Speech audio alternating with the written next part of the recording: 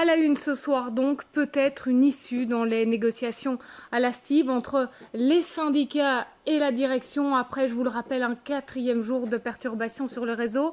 Les chauffeurs exigent plus de mesures sanitaires.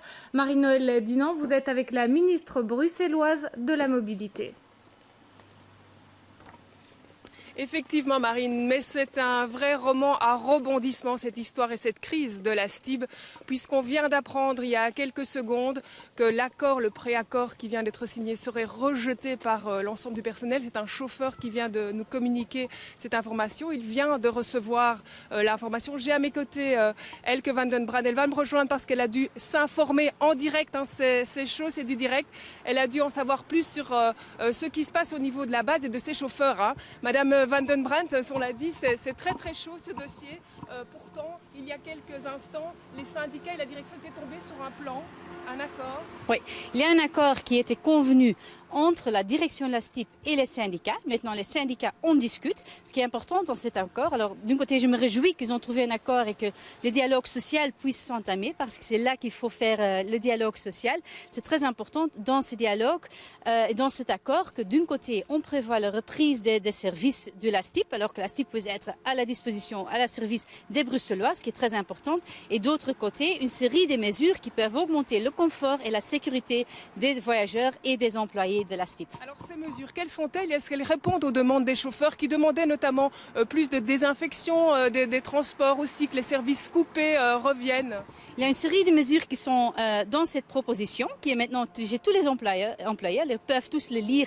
Et l'idée, c'est de reprendre les services à partir de demain. Et d'autre côté, ils vont continuer de faire le nettoyage augmenté qui était dans la période de confinement, qu'on continue à nettoyer, désinfecter les véhicules, qu'on a moins de services coupés pour les chauffeurs, que les chauffeurs ne doivent plus entrer dans les dépôts avant de prendre leur service. Il y a toute une série de mesures qu'ils envisagent un confort et une sécurité augmentée et pour les voyageurs et pour les employés. Il y avait un problème de distance sociale dans les bus. Ils trouvaient qu'il y avait trop de monde. Ils demandaient que, comme à la tech, on revienne à un nombre limité de voyageurs. Est-ce que vous pouvez entendre aussi cette demande aujourd'hui ? Je pense que c'est très important qu'on continue à expliquer aux gens de ne pas monter dans une bus qui est trop chargée, qu'il faut éviter des heures de pointe trop remplies. C'est très important.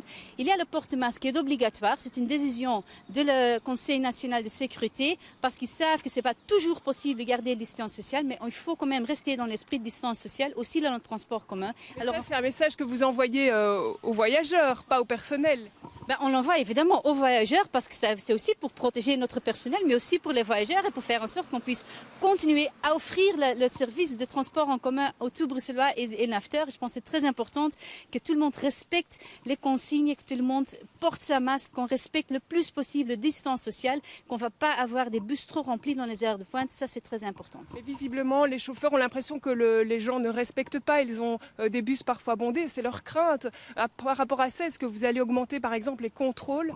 Il y a des contrôles, il y a un accord aussi qui était prévu entre la STIB, les stewards de la STIB et le service de police pour faire en sorte que toutes les règles, les consignes soient respectées. C'est important qu'on continue à faire ça, mais d'autre côté aussi de sensibiliser les gens, de l'expliquer aux gens. Si on ne veut pas que cette crise reprend, si le déconfinement qui commence maintenant à phaser soit de nouveau une étape barrière, il faut éviter les bus trop bondés. Alors tous celles et ceux qui sont de bonne forme, s'il vous plaît, marchez, allez à pied si vous pouvez et laissez les bus pour celles et ceux qui n'ont pas d'alternative.